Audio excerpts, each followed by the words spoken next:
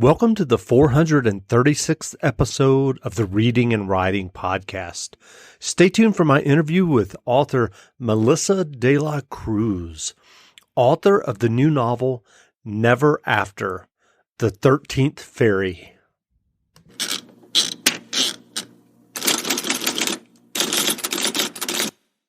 Welcome back to the Reading and Writing Podcast. My guest today is Melissa de la Cruz, author of the new novel Never After, The 13th Ferry, book one in the new middle grade series Never After.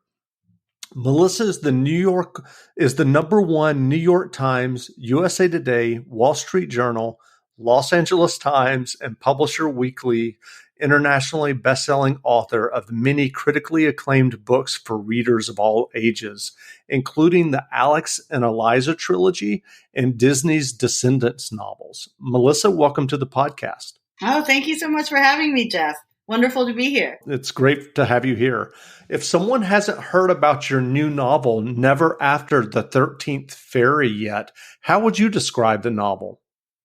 I would say it's a fairy tale retelling of the Sleeping Beauty story, featuring a side of the fairy tale that is not well known. So the original fairy tale, the popular fairy tale that we know, ends with Sleeping Beauty being woken up with the prince's kiss. Everybody lives happily ever after. But when I did research, I discovered that there was a part two. There was actually a sequel to the Sleeping Beauty story. And after she gets married and all this wonderfulness, her mother-in-law is actually an ogre. And there's all this bloodshed and murder and kind of this terrible sadness and tragedy. And so I thought, oh my goodness, I did not know that was part of the original story. And I would love to write about that. So what led you to doing that research and thinking about writing this novel? After I did the Descendants series, I missed fairy tales. And I was tootling around trying to figure out what to do. And I thought, oh, I'd love to write my own take on the fairy tale world, because Disney, with Descendants, I had to live in the Disney universe, which was really fun and a wonderful project. But when it ended, I thought, oh, I'm not quite done with living in fairy tales. And so I was thinking, is there a way to write about it not be Disney and something totally different from what I'd been doing? And when I was looking around and studying fairy tales, I stumbled upon this fact about the original fairy tale. And I thought, oh my goodness, I could definitely do something with that. That's definitely not part of the Disney story. It's its own thing. And I did a little bit even more research, and the ballet Sleeping Beauty is actually not based on that original Grimm's Brothers fairy tale either. It's actually a totally new story made up by the French composer. So I thought, oh, I could even combine parts of the ballet's fairy tale of Sleeping Beauty with kind of this story. And it just stuck in my mind, and I just realized, oh, this is something that I really wanted to do. Wanted to write. You mentioned living in the Disney Descendants world. What is the process like for writing a novel like that in the Disney universe? Is it different than an original novel? How much interaction do you have with editors about your plots beforehand, etc.? It's a little different. In a way, it's also completely the same. Though when Disney approached me to do Descendants, they definitely said, here's the Disney universe, and we'd love for you to play within it with this project that we have called, and it was about the kids of the Disney villains. But I was allowed to do whatever I wanted in that world as long as it fit with what the movie was going to be, because it was a multi-platform project with the book, the movie, the video games, the cartoon show. But I was able to carve out a little part. Like I saw, and I think I defined my own role in it as bridging the original classic movies to the new Disney Channel live action feature. So basically, how did we get from these original movies of Snow White, Sleeping Beauty, Cinderella, most made in the 1920s, 1930s, and classics that we've all grown up with, to this kind of new, vibrant kind of pop musical? So that was the problem that I was wrestling with, to create something that fans and readers could read and understand how we got from there to here. And that was really fun, trying to figure out, what had happened between those two kind of timelines. And it was fun to realize that while I think a lot of the villains they fall off cliffs, they're seen as dead, they kind of come back. And we see them on the Isle of the Lost. So that was a fun problem to solve. So were you a big fan of the Disney movies before you started working on the series? Or did you have to go back and watch a lot and do research? Oh, yeah. No, I was a big Disney kid, so it was almost the perfect job for me. I think my first movie I ever saw was Cinderella, and my family vacationed in Disneyland. My dad used to joke that it was the happiest place on earth. So I was very much steeped in Disney lore. And then when I got the project, my kid was 8 years old, so we had just finished rewatching all the classic movies together. So I felt like I knew them so well, and we were in our Disney Channel phase as well. So yeah, it was this perfect project at the time of my life. And when I was approached to do it, I actually was thinking of doing a fairy tale series. So it just all dovetailed at the right time. That's great. How is writing a middle grade novel different than writing for adults or teens? Middle grade is for usually the protagonists around 12 years old. And then the reading audience that we're going for is this kind of 8 to 12-year-old reader, somebody who's just started, maybe knows how to read on their own, but is ready for a bigger, longer book. With Descendants, I had kids who were reading those books as young as 6 years old, which was fantastic. Just really these advanced readers. But mostly they were about 8, 9-year-olds. They were like in second or third grade. So the stories really do have to be appealing to them. And at that age, it's about friendship. It's about figuring out who friends are, and because that's what they're going through in school. What makes a friend? Who is a friend? How do you be a friend? So I think they're tailored to these kind of friendship adventures, whereas young adult is for teenagers. So that's a little bit different. That's a little bit more romance based, a little bit more about discovering your identity, coming of age, little bit stories. And then I always say writing for adults is about the culture of disappointment and how to deal with the world not being what you wanted it to be. So I like writing for kids because it's all about everything is new, everything is fun. It's very optimistic and idealistic at that age.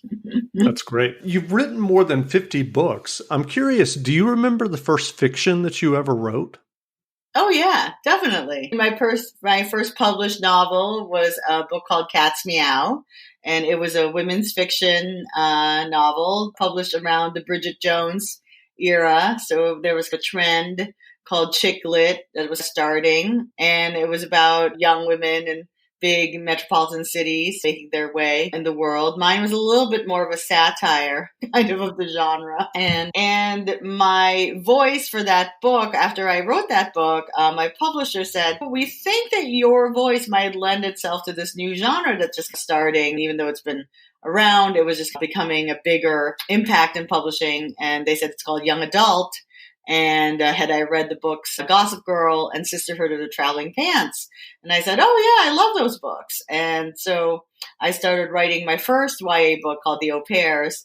And when I was writing it, I thought to myself, oh, my goodness, this is what I should be doing. I love writing for teens. I love that voice. And I think they were right about me. So I was very happy about that. Before that women's fiction, did you write as a kid or a teenager leading up to that first novel that you wrote and had published? Oh, yeah, I was always writing. I wanted to be a writer since I was 8 years old.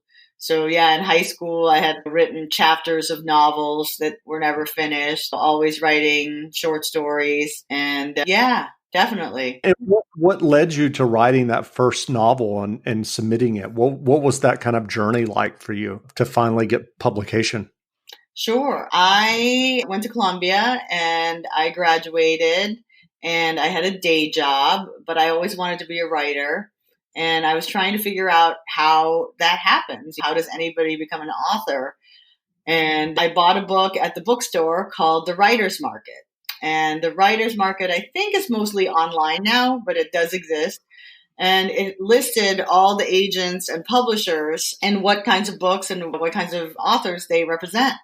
And so I read it because I thought, okay, I don't know anybody in publishing. I don't know how to get this done, but I can follow directions and I can read a book and discover how to do this.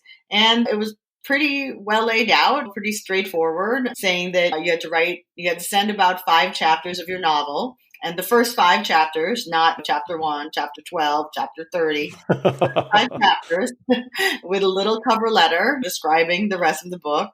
And then you send it for submission. So I thought, wow, that's easy enough. I can follow those directions.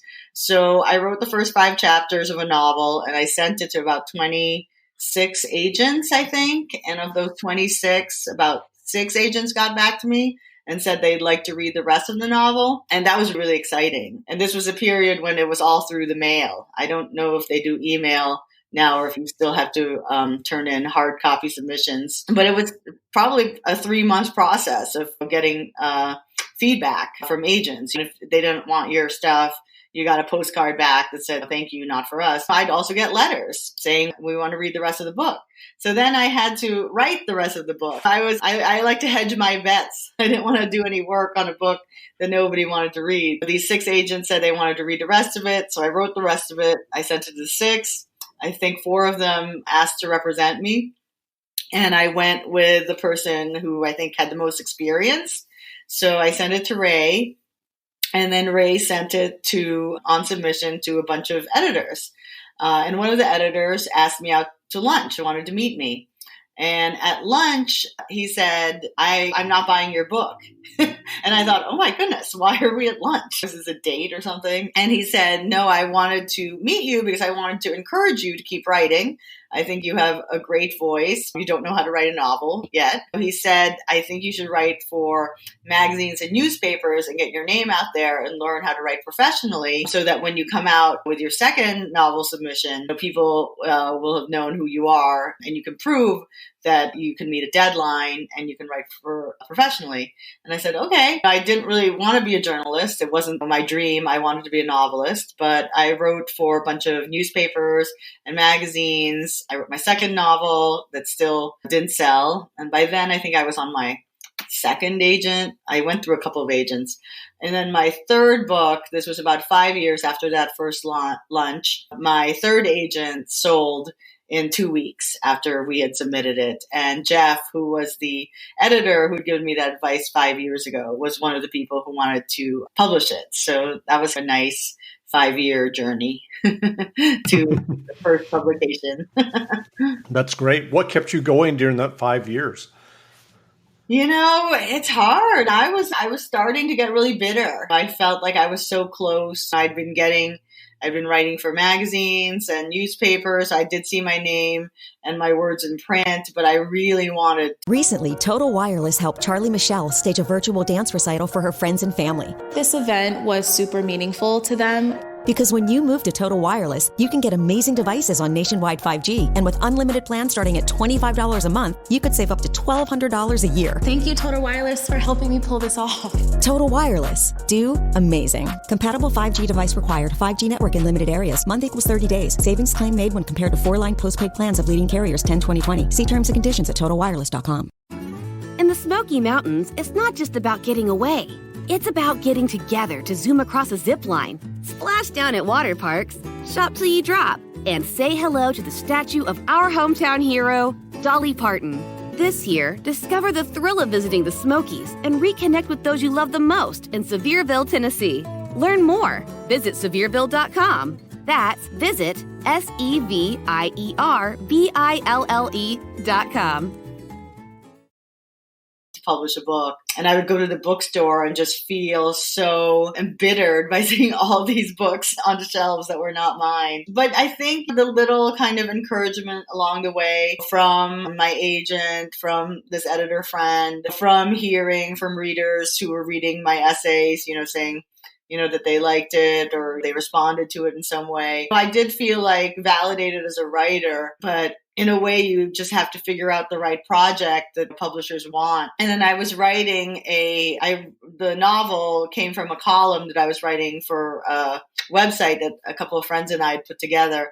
And it was just really fun. And I didn't have any more expectations for being a novelist. I thought, well, maybe it's just not going to happen, but I'm going to have so much fun writing this column with this character. And I think that's what drew the attention of the third agents who sold it and the publishers who bought it. Just this freshness and me just having fun with words and story. And I think that's the thing that people forget. You can't get so mired in desperation of wanting to publish that you forget how much fun it is to write. So I think when we sold it, I said, oh yeah, it's supposed to be fun. You're supposed to have fun with it. That's great. So are you working on the next book in the Never After series now? Yes, I am. I'm almost done with the second book. So I'm very excited to turn it in and see what my editor thinks about it. Yeah, in the middle of it. Great. And what is your writing process for a novel? Do you write organically or do you write a detailed plot outline before starting the novel? I think all authors have some kind of pre-writing, especially as you gain experience in doing this. Every book is different. Every book has its own difficult puzzle to solve. But I do a lot of pre-writing, which includes outlining. But I also just really think about the ideas for a long time. It's not like I start writing and it's like, oh, I got an idea then. Like this book, even it started out as a completely different idea that didn't work as a young adult book. I was trying to do it as a YA romance. And then I just kept fiddling around with it until I guess it was like 2 years ago that I crystallized it on Never After. But it had been in my mind for 3 years. So it was something that I was actively working out in my brain. So I think a lot of that kind of thinking has to happen before you even write anything. So I like to think about things for a long time. And then that makes the writing process actually shorter because once I start putting things down on a page, I've really thought about it already. And in my mind, it's almost already done. So that's my process. Then I write a synopsis. So I kind of know the 1-2 paragraph summary of what the book is. And then I do a detailed chapter outline and I just kind of keep filling it. And I've just learned that book is not going to appear in a day. I think some people, or by some people like me, I'm always impatient. Come on, let's get this done. The story, let's figure it out. But you just have to be patient with it. And I've learned that patience a little bit to rest and go back to it and see what your mind has been working on subconsciously. And it's always subconscious. Like all the problems always get fixed after a good night's sleep or not even thinking about it actively for a couple of days. So then I have my chapter outlined and I start writing. Usually I write about 100 pages and then I figure out whether my outline is still holding up and I can keep going with the original outline, or if I have to rewrite the outline because the book has gone in a different direction or I don't like the way it's unfolding. So usually I rewrite the outline as I write the book, and then I have a pretty solid first draft. I'm a very kind of clean writer, so my first draft is usually like my third or fifth draft. Like I don't write a messy draft. I think some authors write, what they call zero drafts, where they work out the book in this kind of sloppy first draft. But because I've outlined and because I've pre-planned, I like to have my first drafts be a little bit more polished than that. Sure. How has your writing process changed after 50 books?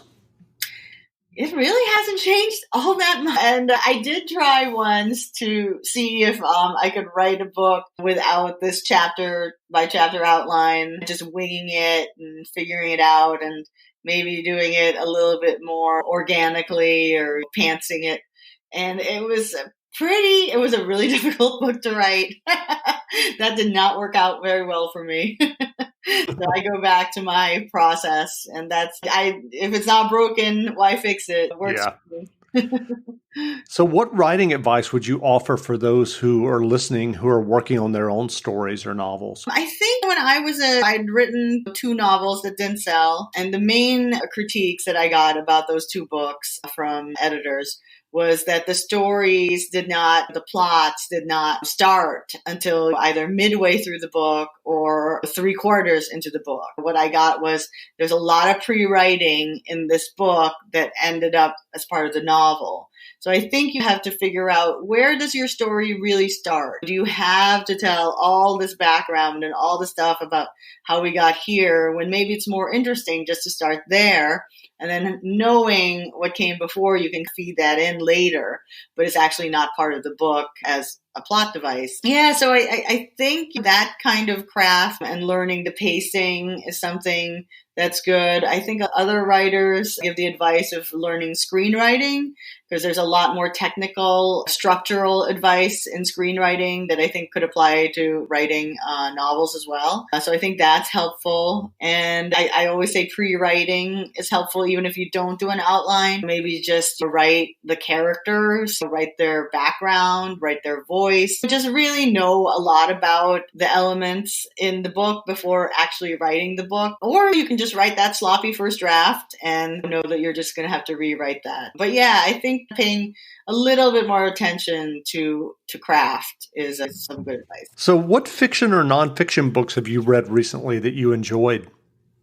Oh, I just read Rumen Alam's Leave the World Behind, which is a literary thriller.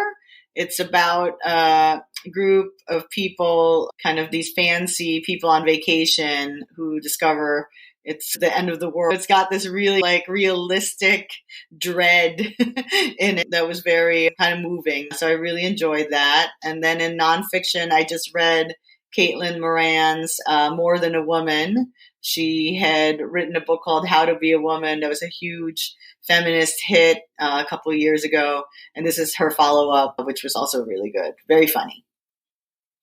Great. Where can people find you online if they want to learn more about you and your novels and your new novel? Sure. I'm on the web at melissa-delacruz.com. I'm on Twitter under Melissa Delacruz, and on Instagram as author Melissa Delacruz. Great. Well, again, we've been speaking with Melissa Delacruz, author of the new novel, Never After the 13th Ferry. The novel is on sale now, so go buy a copy. And Melissa, thanks for doing this interview. Thank you so much for having me, Jeff. Now stay tuned for a brief excerpt from the audiobook of one of Melissa Delacruz's earlier novels, The Queen's Secret, read by Sarah Malo Christensen, Will Damron, Hillary Huber, and Mark Thompson. Available wherever audiobooks are sold. It's been 3 days since our last attempted journey, and for the time being, no one is allowed out of the royal castle. People here in Mont call it a palace, but it's more like a fortress. The moat, a weed-infested gully strewn with iron spikes to deter invaders. At nightfall, the heavy portcullis clangs shut, and the drawbridge rises. We're all trapped in here, for our own safety. These are dangerous times, and I fear the danger will only grow. Aside from an emergency meeting of the small council, I haven't seen Hansen. He has always had the love of his people, and I don't think he's taken our recent reception well. Maybe he thinks it's my fault. In fact, I'm sure he thinks it's my fault. The weather has turned chilly and wintry, and it's been decided that we should suspend further excursions around Montrese until... Until what? Until spring? No.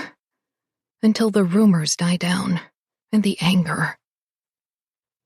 The day drags, and then at last, night falls. I sink into my vast bed, its brocade curtains drawn around me before my ladies depart, fussing with their candles and competing to be the last to wish me good night. Sleep well, Your Majesty, they say, though their faces are anxious, and I doubt any of us are sleeping well right now. All the talk is of the terrible news from Stour and the people who died there. The children who died there. My ladies are careful not to say anything directly to me, but the men in the small council are less circumspect. Anyway, I knew. As soon as I saw their faces and heard their displeasure when Hansen and I rode out the other day. They hate me. They blame me. The lilac-colored frost over the pond. A curse from the Renovian witch. It is easier to blame the devil they know, the foreign queen, than the one they don't, the demons who walk among us once more. The king of Stavin is convinced the Euphrasians have returned, and who am I to dispute this? Stavin is right. We have been slow to act. The problem is that the king does not even know where to start looking for perpetrators. The Euphrasians seem to have disappeared into thin air. I have pushed Hansen to send soldiers to Bayer Abbey, but the king does not listen to me. And my mother is still, for all intents and purposes, the leader of Renovia. I lie in my vast bed, propped up on my pillows, listening to the soft night sounds of the castle. Waiting. Hansen, in his own apartments at the far end of the whole keep, may be hosting his usual revelries, drinking, gambling, games that might be raucous or debauched, all with his favorites and his dogs. I actually have no idea. He could be brushing up on the scrolls and drinking tea, but I doubt it. He's kept his distance from me since our marriage, which is a great relief. He hasn't insisted on my presence at any of his evening entertainments, or once tried to join me in my bed, or summon me to his. This is a marriage of political expedience for both of us, after all. A political disaster right now, especially since the people blame or suspect me for the terrible things that have happened lately. The guards call to one another across the battlements, and an owl hoots from a distant perch. Sometimes, if there's no wind, I think I can hear whinnying from the stables when the horses board for the night, though maybe this is my imagination. I'm longing for the castle to settle, and for the business of the day to be over. Because that is when Cal will come to me, through the secret door in the hall's cellars, all the way up the narrow stone staircase, to the tiny antechamber we call the Queen's Secret. I'm waiting for his knock on the door. Waiting. It has been 3 days since the ill-fated trip to the village. 3 days since he has visited. I can never acknowledge our friendship in public, but I saw the alarm in his eyes when the crowd turned ugly. I want to tell him I'm all right, that I can take care of myself, that he doesn't need to worry so. But I also, selfishly, just want to be with him.